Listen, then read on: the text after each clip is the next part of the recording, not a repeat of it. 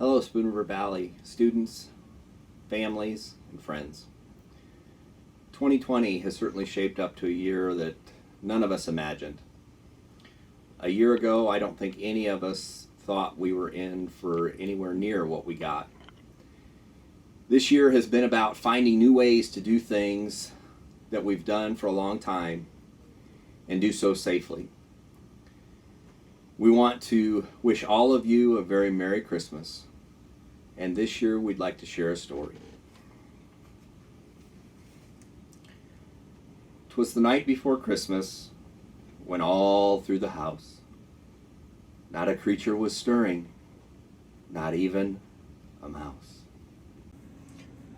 The stockings were hung by the chimney with care, in hopes that St. Nicholas soon would be there. The children were nestled all snug in their beds, while visions of sugar plums danced in their heads. And Ma in her kerchief and I in my cap had just settled ourselves for a long winter's nap. When out on the rooftop there arose such a clatter, I sprang from my bed to see what was the matter. Away to the window I flew like a flash, tore open the shutter and threw up the sash. The moon on the breast of the new fallen snow gave a luster of midday to objects below, when what to my wondering eyes should appear but a miniature sleigh and 8 tiny reindeer. With a little old driver so lively and quick, I knew in a moment it must be Saint Nick. More rapid than eagles, his coursers they came, and he whistled and shouted and called them by name.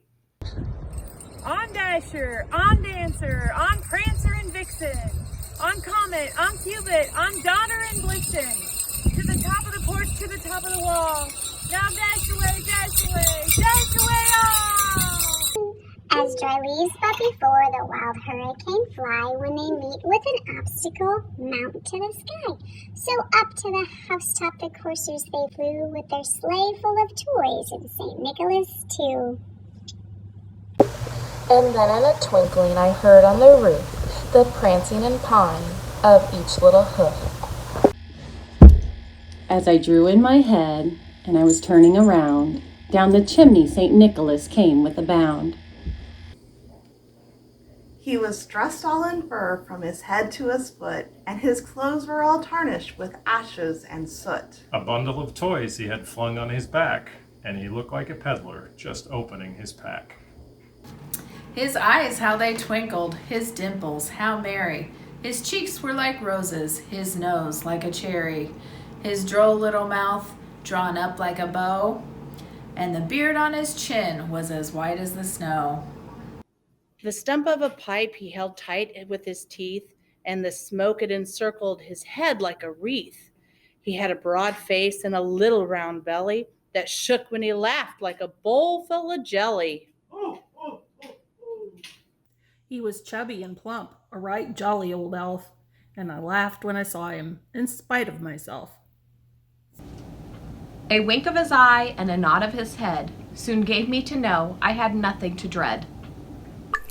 He spoke not a word and went straight to his work and filled all the stockings and then turned with a jerk and laying a finger aside of his nose and giving a nod, up the chimney he rose.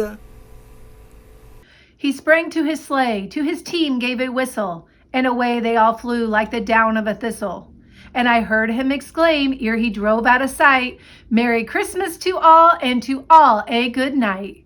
Merry Christmas, Spoon River Valley. Have a wonderful Christmas break.